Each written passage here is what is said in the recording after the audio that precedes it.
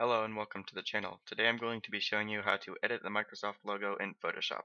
So, first things first, we're going to go into Chrome or whatever web browser you have. I'm going to search up the current Microsoft logo. Go into images. You want one that's large, so the first one here works. See, it's 2000 by 427, the rest are a bit smaller. So I'm just going to go ahead and grab this one here. Alright, so from there I'm just going to drag it onto my desktop. And we're done with the web browser. So, I'm just going to open up Photoshop here. While that's opening, you want to open this. If it has a black background, then that means it's transparent and you'll need to know that for later. If it has a white background, then it's not. So, now we're going to go into File, New. And so, if it is transparent, if it has the black background, you're just going to set transparent here. If it's white as the background in that photo, you're going to set it to white. So, in my case, it's transparent, so I'm just going to set it to transparent.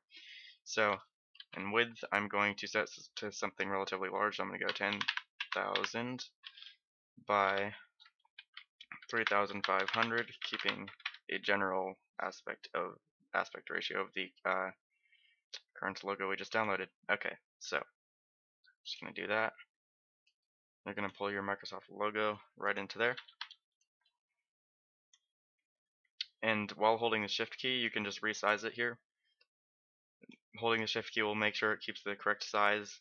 You want to leave some space on the sides, a bit less on the right side. You'll see why in a bit. So then just right click, place it.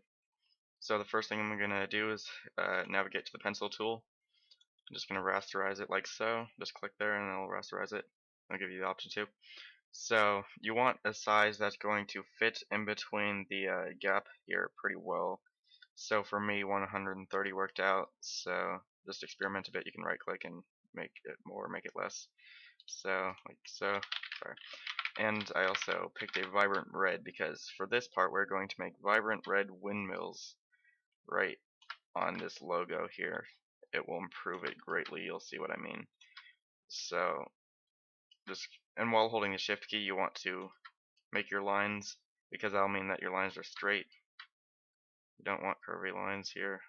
Alright, so there's my windmill. I think it looks pretty cool, so I don't know about you guys. So I'm just gonna go into the eraser tool here, get rid of this Microsoft text here. I don't want that. We're going to be completely redoing that part of the logo. So go into your text tool, select an area that generally was where the text was. Alright, so you're going to want a size that's relatively large, relatively the size of what the previous text was.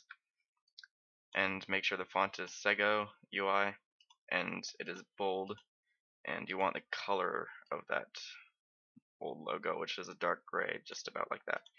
So then you can just Microsoft. Alright, I think that looks pretty good.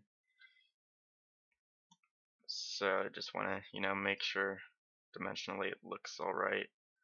I'm just going to move that there and move this bit up a bit. I'll move the windmill up slightly like so. And there you have it. I think it looks pretty good. Thanks for watching. Peace out.